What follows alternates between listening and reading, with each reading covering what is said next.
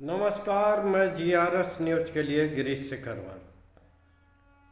आज से उत्तर प्रदेश में आम आदमी पार्टी ने कांग्रेस के तर्ज पर एक पदयात्रा शुरू करने का ऐलान किया है। ये पदयात्रा अयोध्या के सरजू तट से प्रयागराज तक जाएगी।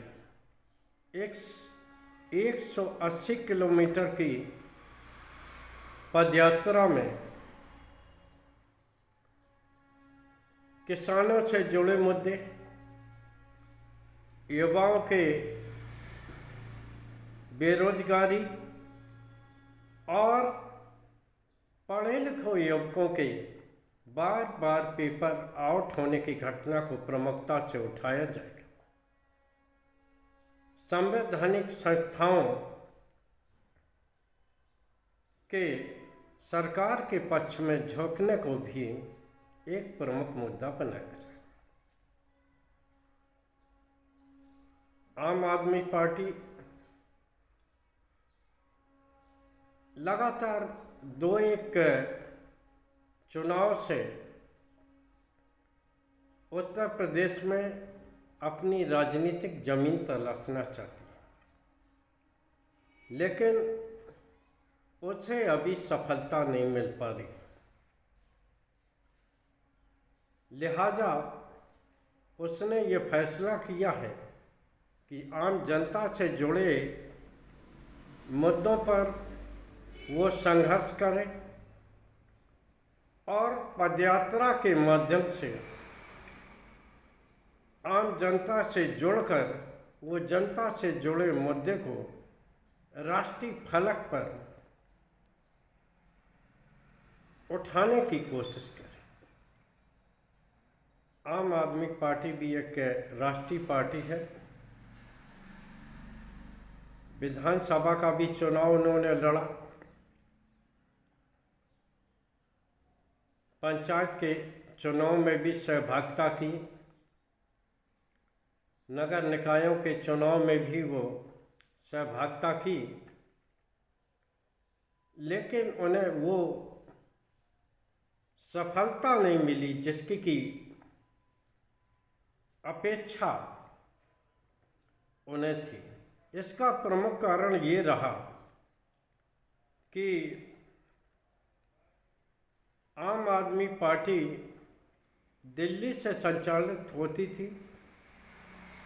उत्तर प्रदेश में उसका कोई खास न तो जनाधार था और न ही कोई इस प्रकार का संगठन या नेता ही थे जो कि संगठन को धार देने के लिए वो अपना समय देते हैं। लेकिन अब राज्यसभा सदस्य संजय सिंह को ये प्रभार सौंपा गया है, जिसमें कि वो यूपी के मूल निवासी होने के कारण वो यूपी की राजनीति को बारीकी से समझते हैं और सदन में भी वो उत्तर प्रदेश के मुद्दों को प्रमुखता से उठाने की कोशिश करते हैं। चाहे यहाँ की कमज़ोर स्वास्थ्य व्यवस्था हो, विद्यालयों का, सरकारी विद्यालयों का बंद होना हो, आम आदमी पार्टी ने सड़क पर उतरकर विभिन्न माध्यमों से इस मुद्दे को प्रमुखता से उठाने की कोशिश की। ये पदयात्रा निश्चित तौर पर आस्था की नगरी रामलला की जन्म स्थान से शुरू होकर तीर्थराज प्रयाग तक जाएगी। यह भी एक संदेश देने की कोशिश है जिस तरह से भारतीय जनता पार्टी एक अपने धार्मिक आधार पर एक पिच बनाती है और अन्य विपक्षी नेताओं को वो धर्म विरोधी ठहराती है, आम आदमी पार्टी ने धर्म का और धार्मिक प्रतीकों के साथ जोड़कर ये दर्शाने का प्रयास किया है कि वो लोग भी धार्मिक हैं, लेकिन राजनीति में वो धर्म को कोई मुद्दा नहीं बनाते। उनके मुद्दे आम जनता से जुड़े हुए होते हैं। शिक्षा, रोजगार, अस्पताल जैसे प्रमुख मुद्दा जिनसे कि आम जनता रोज दो चार होती है, उसको उठाने का प्रयास आम आदमी पार्टी कर रही है। आम आदमी पार्टी के तर्ज पर ही जन स्वराज पार्टी के संस्थापक प्रशांत किशोर जनता से जुड़े मुद्दों को लेकर बिहार में आए।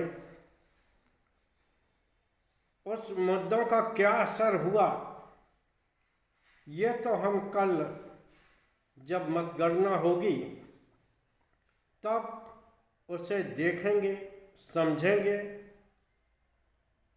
लेकिन ये बात तय है कि भारतीय जनता पार्टी के हिंदू मुस्लिम करने के बावजूद भी न तो इंडिया गठबंधन और न ही प्रशांत किशोर की पार्टी अपने मुद्दों से विरत हुई। भले ही चुनाव परिणाम कुछ भी हो, लेकिन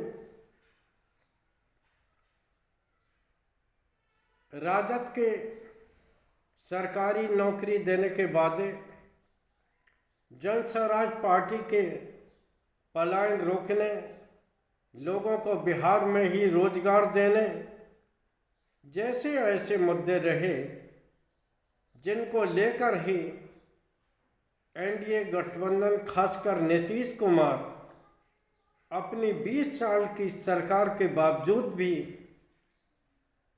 महिलाओं को 10-10 हजार रुपये उनके खाते में देने के लिए विवश हुए।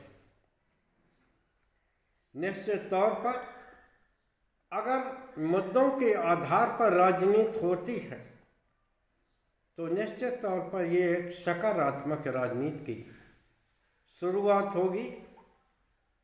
भले ही आज दिल्ली में आम आदमी पार्टी की सरकार न रही हो, वहाँ भारतीय जनता पार्टी की सरकार बनी हो, लेकिन जिस तरह से उन्होंने आम जनता से जुड़े मुद्दों पर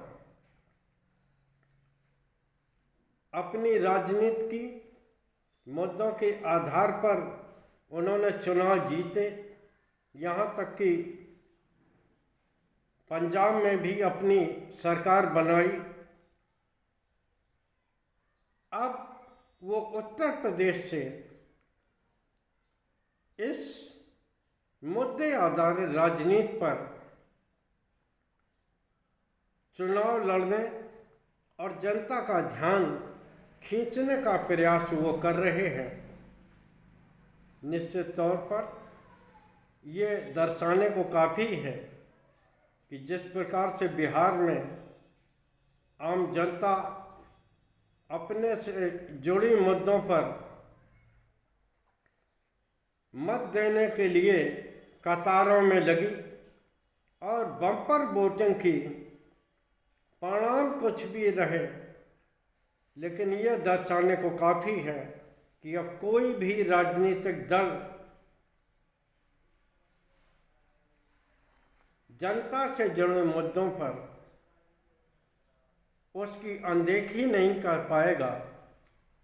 अगर राजनीतिक दल जनता से जुड़े मुद्दों को उठाएंगे तो निश्चित तौर पर सभी दलों को, यहाँ तक कि एनडीए गठबंधन को, भारतीय जनता पार्टी को, जो कि धर्म के आधार पर और हिंदू मुस्लिम करके चुनाव जीतने को अपना प्रमुख सगल बना चुकी है, मुद्दों पर आने के लिए विवश होना पड़ेगा। आज के ब्लॉग में बस इतना ही। जय हिंद, जय भारत। कल से चुनाव परिणाम है, बिहार की मतगणना है। हम सभी लोगों को इसका इंतजार है कि आखिर बिहार वासियों ने अभी अपने भविष्य के लिए कौन सी लाइन चुनी है। जय हिंद, जय भारत। आप सभी लोगों से निवेदन है कि जिन लोगों ने हमारा छोटा चैनल सब्सक्राइब नहीं किया है तो वो हमारे चैनल को सब्सक्राइब करें, हमारे कंटेंट को शेयर करें और इसमें